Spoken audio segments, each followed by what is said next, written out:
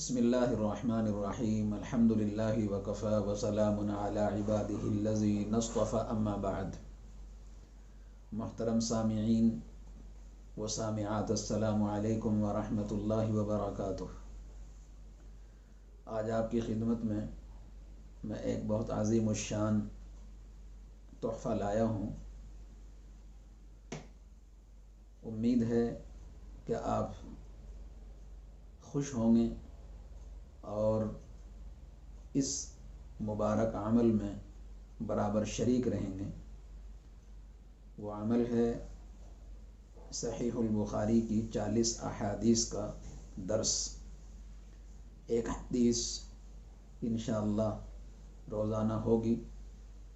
40 دن میں 40 احادیث مکمل ہوں گی۔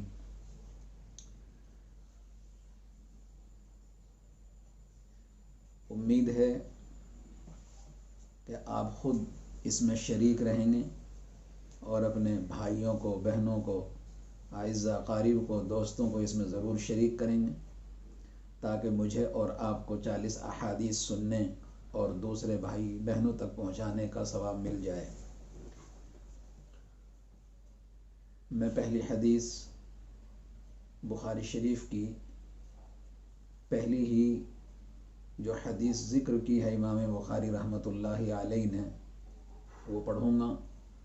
اس کے بعد اس کا مختصر سا ترجمہ ہوگا اور پھر ہم آپ سے رخصت ہو جائیں گے۔ حدثنا الحمیدی قال حدثنا سفیان عن یحیی بن سعید الانصاری قال اخبرنی محمد بن ابراہیم التیمی انه سمع علقمة بن وقاص الليثي يقول سمعت عمر بن الخطاب رضي الله عنه على المنبر قال سمعت رسول الله صلى الله عليه وسلم يقول إنما الأعمال بالنيات وإنما لكل امرئ ما نوى فمن كانت هجرته إلى دنيا يصيبها أو إلى امرأة ينكحها فهجرته إلى ما هاجر إليه۔ حضرت عمر فاروق رضی اللہ تعالی عنہ فرماتے ہیں کہ میں نے حضور کریم علیہ الصلاۃ والسلام کو کہتے ہوئے سنا کہ اعمال کا مدار نیتوں پر ہے۔ انما الاعمال بالنیات، اعمال کا مدار نیتوں پر ہے۔ آدمی جیسی نیت کرتا ہے ویسے ہی اس کے ثمرات مرتب ہوتے ہیں۔ وَإِنَّمَا لِكُلِّ امْرِئٍ مَّا نَوَىٰ، ہر آدمی کو وہی ملتا ہے جو وہ نیت کرتا ہے۔ فَمَنْ كَانَتْ هِجْرَتُهُ إِلَىٰ دُنْيَا يُصِيبُهَا، جو دنیا کے حصول کے لیے دوڑ دھوپ کرتا ہے، ہجرت کرتا ہے، چلتا پھرتا ہے، دنیا اس کو حاصل ہو جاتی ہے۔ او الی امرأۃ ینکحها، یا کسی عورت سے شادی کے لیے ہجرت کرتا ہے، جاتا ہے، وہ اس سے نکاح کرتا ہے۔ فہجرتہ الی ما ہاجر الیہ، تو اس کی ہجرت اسی کی طرف کہلائے گی جدھر وہ ہجرت کرے گا، جس نیت سے کرے گا۔ اس حدیث میں حضور کریم علیہ الصلاۃ والسلام نے اعمال کی بنیاد بیان کر دی کہ نیت جب بندہ کرتا ہے تو اس کے عمل کے اندر جان پیدا ہو جاتی ہے۔ یہاں تک کہ نماز جیسی عظیم الشان عبادت بھی اگر بغیر نیت کے ہو اور نیت اس میں نہ ہو تو وہ بھی بے جان ہو جاتی ہے، لیکن جب نیت کے ساتھ کی جائے تو اس میں جان پڑ جاتی ہے۔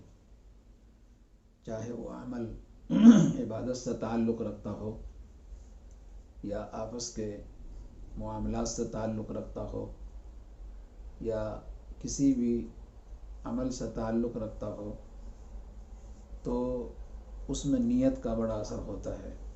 اس لیے ہم سب اپنی نیت کو درست کریں نماز پڑھیں تو نیت بنائیں، نیت کو درست کریں، روزہ رکھیں تو نیت کے ساتھ رکھیں، کوئی بھی عمل کریں اس میں نیت ہو۔ یہاں تک کہ جب ہم کسی سے ملاقات کریں اس میں بھی نیت یہ ہو کہ میں اپنے بھائی سے جو ایمانی بھائی ہے یا انسانی ناطے سے جو میرا بھائی ہے میں اس سے مل رہا ہوں تو اس کا ثواب ہو جاتا ہے۔ یہاں تک کہ کھانا کھاتے ہوئے، پانی پیتے ہوئے، اپنی دکان میں کام کرتے ہوئے، اپنے کھیت کھلیان میں کام کرتے ہوئے نیت یہ ہو کہ میں کھانا کھا رہا ہوں، اس سے جو طاقت حاصل ہوگی میں اس سے اپنے اللہ کو خوش کروں گا اور اس طاقت کے ذریعے میں اپنے بھائی کو نفع پہنچاؤں گا، تو یہ اس کی عبادت بن جاتی ہے۔ جب دکان میں ہو تو نیت درست کہ میں اس کے ذریعے حلال روزی کما رہا ہوں، تو یہ دکان میں بیٹھنا اس کے لیے عبادت بن جاتا ہے۔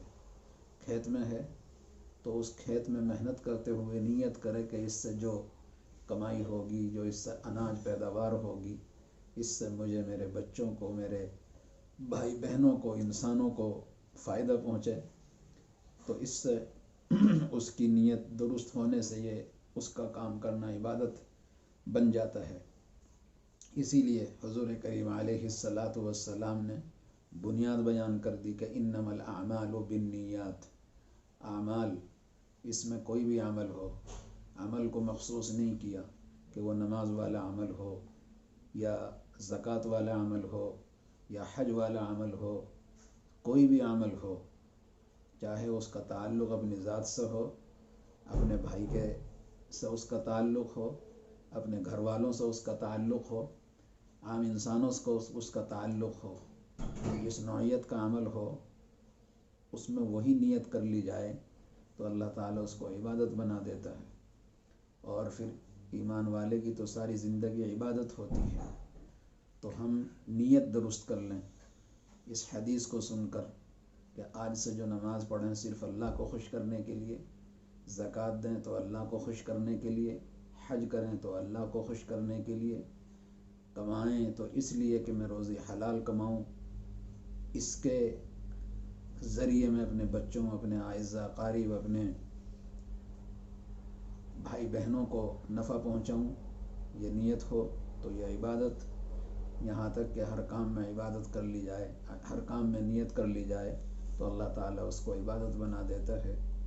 آج کے اس پہلے درس میں جو آپ نے حدیث سنی، اللہ تعالیٰ آپ کو، مجھے اور سب کو، جو بھائی بہنیں اس حدیث کو سنیں، سب کو اللہ تعالیٰ اس کا بہترین